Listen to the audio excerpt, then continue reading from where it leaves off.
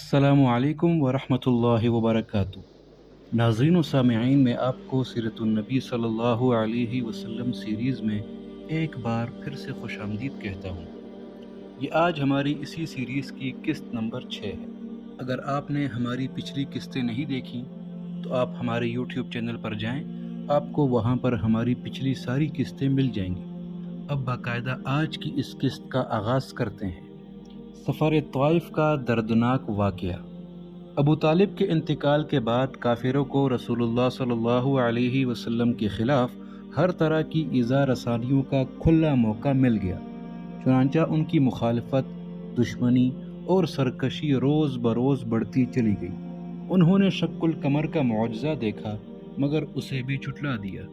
ऐसे में हुज़ूर अकरम सल्लल्लाहु अलैहि वसल्लम कुरैश के यहाँ इस्लाम की आबियारी के आसार ना पाकर ये सोचने पर मजबूर हो गए कि इस्लाम की हिफाजत और इशाअत के लिए किसी और शहर को मरकज़ बनाया जाए, जहाँ के लोग इस्लाम के नाम लेवा और अल्लाह के परस्तार हों। मक्का से 75 मील यानी 120 किलोमीटर दूर ताइफ में कबीले सकीफ अफरादी लिहाज से बहुत मजबूत था।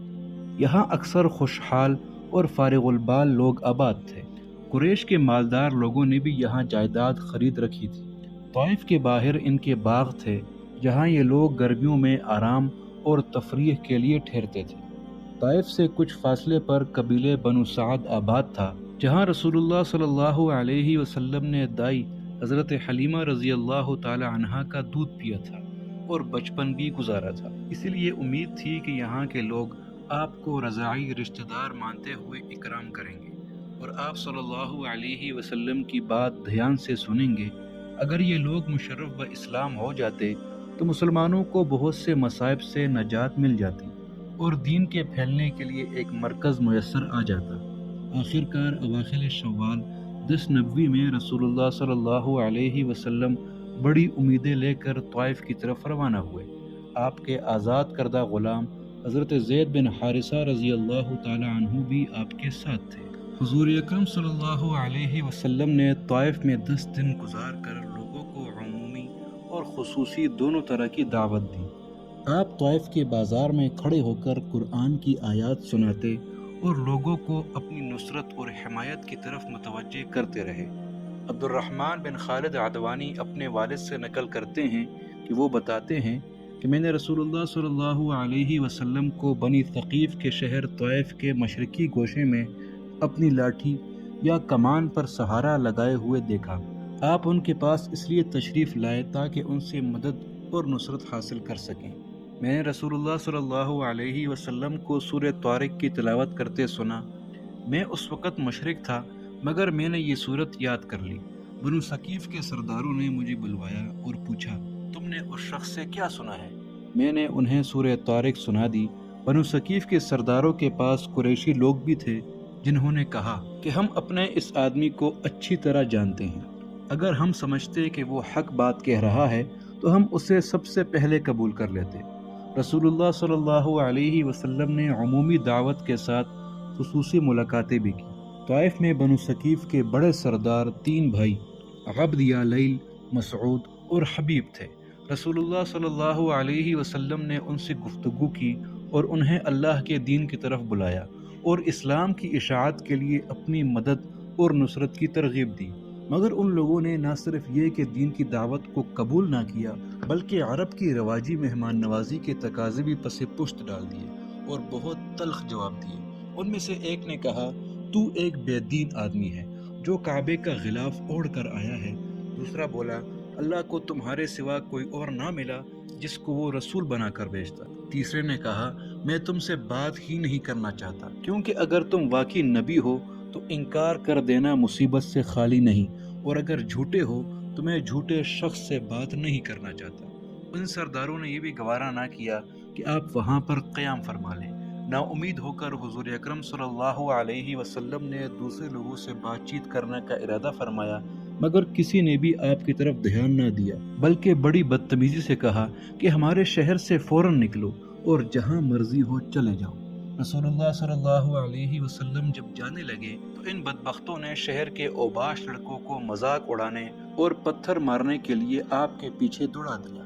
پتھروں کی بارش سے آپ صلی اللہ علیہ وسلم زخمی ہو گئے۔ تکلیف کی شدت سے آپ بار بار بیٹھ جاتے۔ لوگ آپ صلی اللہ علیہ وسلم کو بازوؤں سے پکڑ پکڑ کر اٹھاتے، اور آپ صلی اللہ علیہ وسلم جو ہی چلنے کے لیے قدم اٹھاتے وہ پھر سنگباری کرتے۔ طائف کی سرزمین پر کائنات کے مقدس ترین انسان کا خون اتنا بہا کہ دونوں جوتے خون سے رنگین ہو گئے۔ حضرت زید بن حارثہ رضی اللہ تعالی عنہ جو آپ کے ساتھ تھے، انہیں اتنے پتھر لگے کہ ان کا سر پھٹ گیا۔ حضور اقدس صلی اللہ علیہ وسلم اس طرح مار کھاتے شہر کی حدود سے باہر نکل آئے۔ ایک باغ نظر آیا تو آپ صلی اللہ علیہ وسلم اس میں داخل ہو گئے۔ تب ان لوگوں نے آپ کا پیچھا چھوڑ دیا۔ حضور اکرم صلی اللہ علیہ وسلم ایک کھجور کے سائے میں جا بیٹھے اور انتہائی بے بسی کے عالم میں دکھے ہوئے دل کے ساتھ اپنے مولا سے یہ دعا مانگی: الہی، تجھی سے اپنے کمزوری اور بے کسی اور لوگوں میں ذلت اور رسوائی کی فریاد کرتا ہوں۔ اے ارحم الراحمین، تو ہی کمزوروں کا رب ہے، تو ہی میرا پروردگار ہے۔ تو مجھے کس کے حوالے کرتا ہے؟ کسی اجنبی پرائے کے جو مجھے دیکھ کر منہ بناتا ہے اور تیوری چڑھاتا ہے، یا کسی دشمن کے حوالے کرتا ہے جس کو تو نے مجھ پر مسلط کر دیا؟ اے اللہ، اگر تو مجھ سے ناراض نہیں ہے تو مجھے کسی چیز کی پرواہ نہیں، مجھے بس تیری حفاظت کافی ہے۔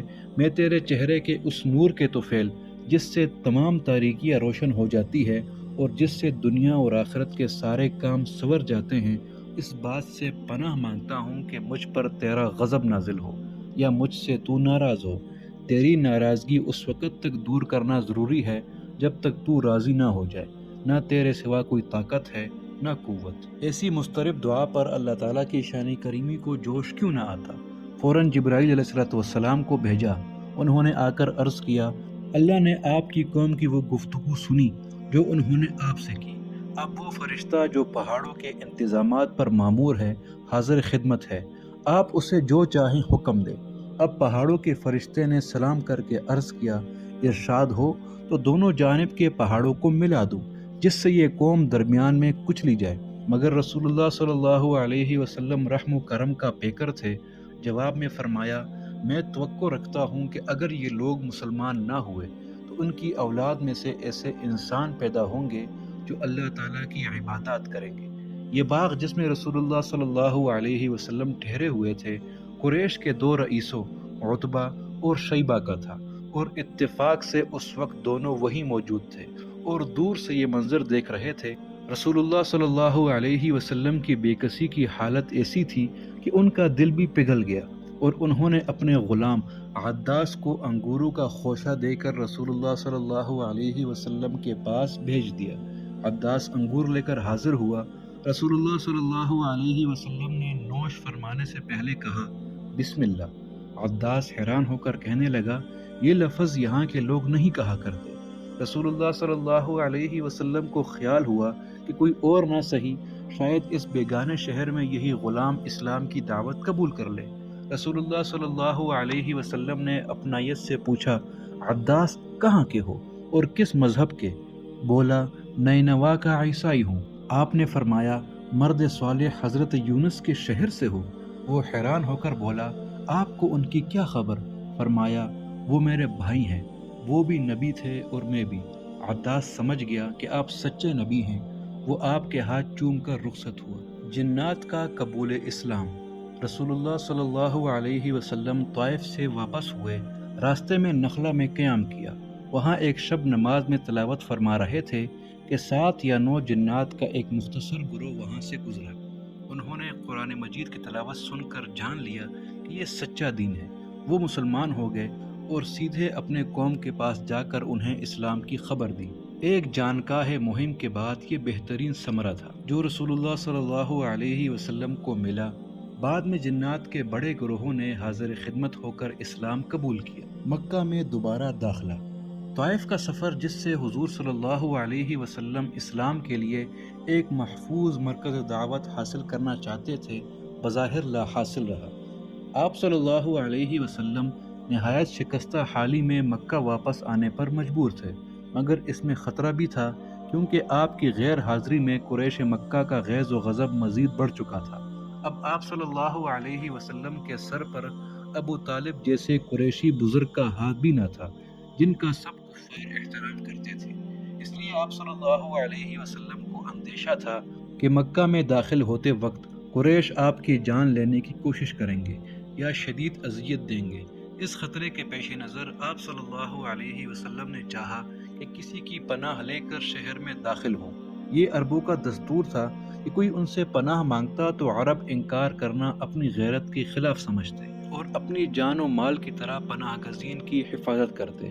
رسول اللہ صلی اللہ علیہ وسلم نے مکہ کے ایک شریف سردار مطعم بن عدی کو پیغام دیا کہ وہ آپ کو اپنی پناہ میں لے لے۔ مطعم بن عدی نے اپنے مسلح بیٹوں کے ساتھ آپ صلی اللہ علیہ وسلم کو اپنی حفاظت میں لے لیا اور حرم میں اعلان کیا، محمد میری پناہ میں ہے۔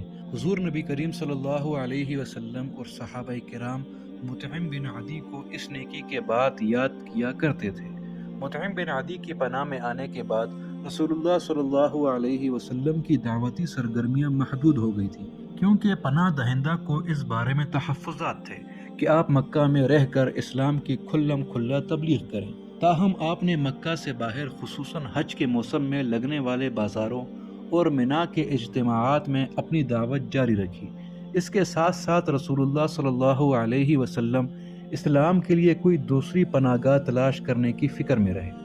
دار ہجرت مکہ سے 209 میل یعنی 336 کلومیٹر دور یثرب وہ مقام تھا جسے اللہ تعالیٰ نے اپنے آخری نبی کی ہجرت، مسلمانوں کی حفاظت اور نصرت، اسلام کی قوت اور شوکت اور توحید کی دعوت اور اشاعت کے لیے منتخب کر لیا تھا۔ یہ شہر جغرافیائی لحاظ سے اتنا محفوظ تھا کہ حضور اکرم صلی اللہ علیہ وسلم اور صحابہ کرام یہاں کسی بھی دشمن سے بھرپور مزاحمت کر سکتے تھے۔ یہ جنوبی سمت سے گنجان آبادیوں اور کھجور کے گھنے باغوں میں اس طرح گھرا ہوا تھا کہ اگر کوئی گروہ حملہ کرتا تو اسے قطار بنا کر مختلف تنگ راستوں اور گلیوں میں گھسنا پڑتا اور یوں منتشر حالت میں اسے آسانی سے پھانسا جا سکتا تھا۔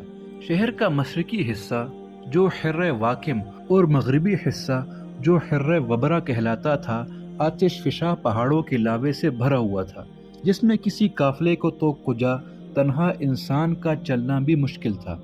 شہر کا صرف شمالی حصہ ہموار اور کھلا تھا، عام قافلوں کا راستہ بھی اسی طرف سے تھا اور کوئی دشمن حملہ کر سکتا تھا تو اسی جانب سے، مگر یثرب کے شہری اپنے شہر کی بھرپور مدافعت کر سکتے تھے۔ اس مقصد کے لیے انہوں نے جگہ جگہ مضبوط قلعہ نما حویلیاں بنائی ہوئی تھیں جنہیں آتام کہا جاتا تھا۔ یثرب کا سیاسی ماحول بھی مکہ سے مختلف تھا۔ یہاں کسی ایک قبیلے کی اجارہ داری نہیں تھی۔ یمن سے آئے ہوئے دو قحطانی قبیلے اوس اور خزرج اپنی الگ الگ شناخت اور حیثیت رکھتے تھے۔ یہ دونوں قبیلے سپہ گری اور شجاعت میں بے مثال تھے۔ پھر سوداگری، صنعت کاری اور کتابی علوم میں ممتاز یہود کی ایک پہچان تھی جو شہر کے مضافات میں قلعہ بند ہستیوں میں رہتے تھے۔ ان دنوں اوس اور خزرج میں سخت دشمنی چل رہی تھی۔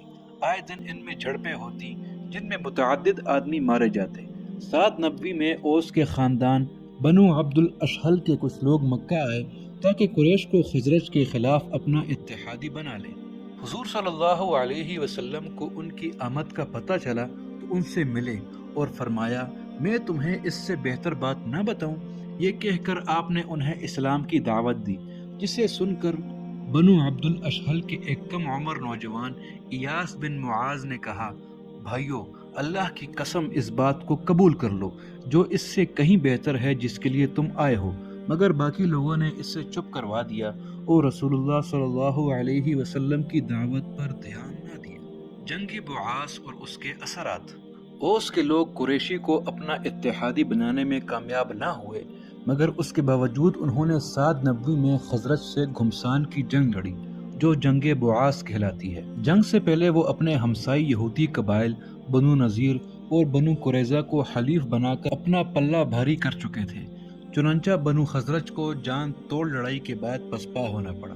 اس خونریز جنگ میں اوس اور خزرج کے تقریباً سبھی عمر رسیدہ اور جہاندیدہ سردار قتل ہو گئے۔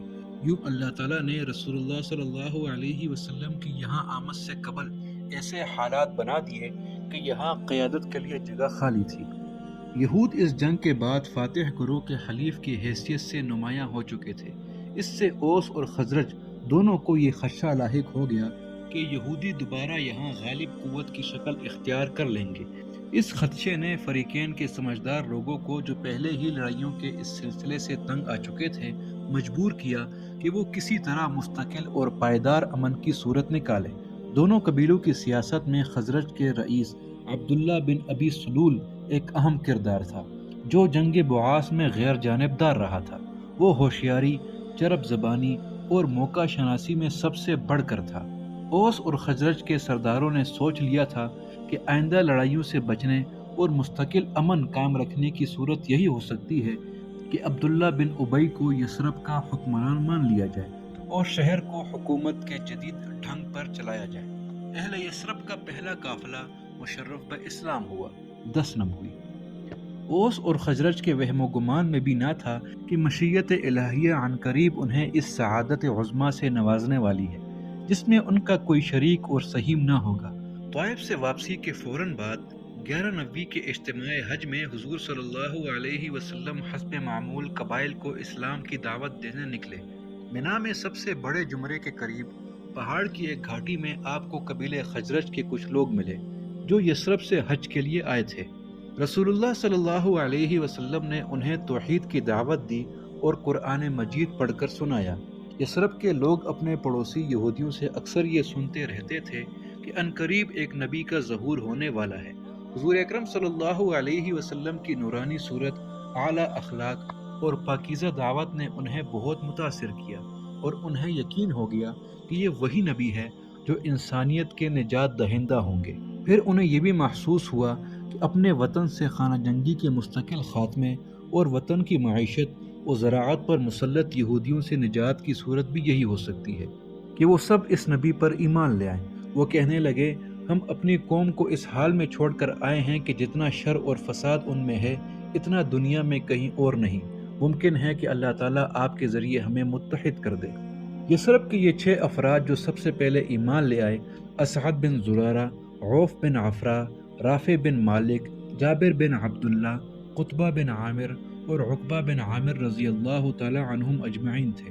انہوں نے وطن واپس جا کر اسلام کی دعوت دینا شروع کر دی اور چند دنوں میں ہر طرف یہ نیا پیغام پھیل گیا۔ اسی وقت بہت سے لوگ مسلمان ہو گئے۔ یثرب کے گھر گھر میں چرچا ہونے لگا کہ مکہ میں ایک سچے نبی کا ظہور ہوا ہے۔ جنہیں اپنی قوم کی طرف سے سخت تکالیف کا سامنا ہے، وہ قریشی اور ہاشمی ہیں، عبد المطلب کے پوتے اور عبداللہ کے بیٹے ہیں۔ اہل یثرب کے لیے یہ حسب و نسب اجنبی نہ تھا۔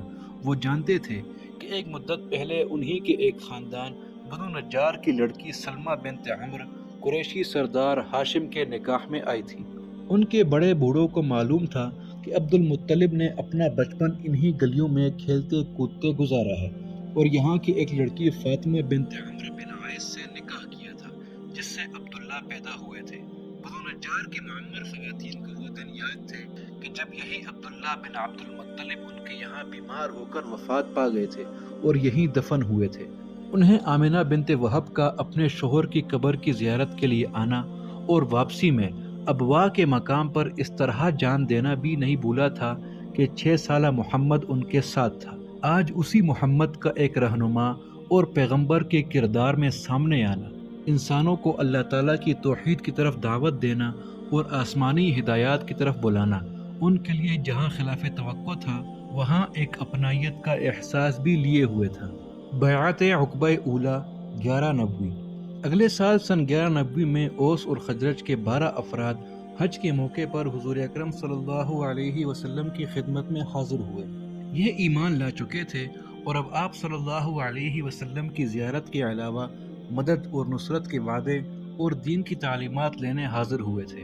ان 12 افراد میں حضرت اسعد بن زرارہ، حضرت عقبہ بن عامر، عبادہ بن صامت اور حضرت مالک بن تیہان جیسے حضرات شامل تھے جو بعد میں بڑے نامور ہوئے۔ حضور صلی اللہ علیہ وسلم نے ان سے باقاعدہ بیعت لی جس میں شرک، چوری، بدکاری، اولاد کے قتل سے احتراز اور نیکی کے ہر کام میں اطاعت کرنے کا عہد و پیمان لیا گیا۔ اس سے بیعت عقبہ اولیٰ کہا گیا۔ حضور اکرم صلی اللہ علیہ وسلم نے ان کے ساتھ مصعب بن عمیر رضی اللہ تعالی عنہ اور نابینا کاری، عبداللہ بن ام مکتوم رضی اللہ عنہ کو قرآن مجید کا معلم بنا کر روانہ کیا۔ وہ حضرت اسعد کے مکان میں ٹھہرے اور اسلام کے نئے مرکز میں توحید کی دعوت، نمازوں کی دعوت اور تدریس، قرآن مجید کے فرائض انجام دینے لگے۔ 4 سال قبل برپا ہونے والی اوس اور خزرج کی تاریخی لڑائی جنگ بعاث میں فریقین کے بڑے بڑے سردار کام آ گئے تھے، جس کے بعد اوس کی قیادت سعد بن معاذ اور خزرج کی سرداری سعد بن عبادہ کے پاس تھی۔ جب مصعب بن عمیر اور اسعد رضی اللہ تعالی عنہما نے اسلام کی تبلیغ شروع کی تو اوس کے سردار سعد بن معاذ نے فوراً کلمہ پڑھ لیا۔ ان کے چچازاد بھائی اسید بن حضیر بھی، جو قبیلے کے نائب سردار اور امیر لشکر تھے، ایمان لے آئے۔ اس تازہ جوش و خروش نے نہ صرف اوس اور خزرج کی سابقہ دشمنی کے داغ دھو ڈالے، بلکہ شہر میں ایک جدید متحدہ حکومت تشکیل دینے اور عبداللہ بن ابی سلول کو حکمران بنانے کا جو منصوبہ بنایا جا رہا تھا، اب اسے ترک کر دیا گیا، کیونکہ پائیدار امن اور مستقل اتحاد کا سب سے عمدہ لائحہ عمل ان کے ہاتھ میں آ چکا تھا۔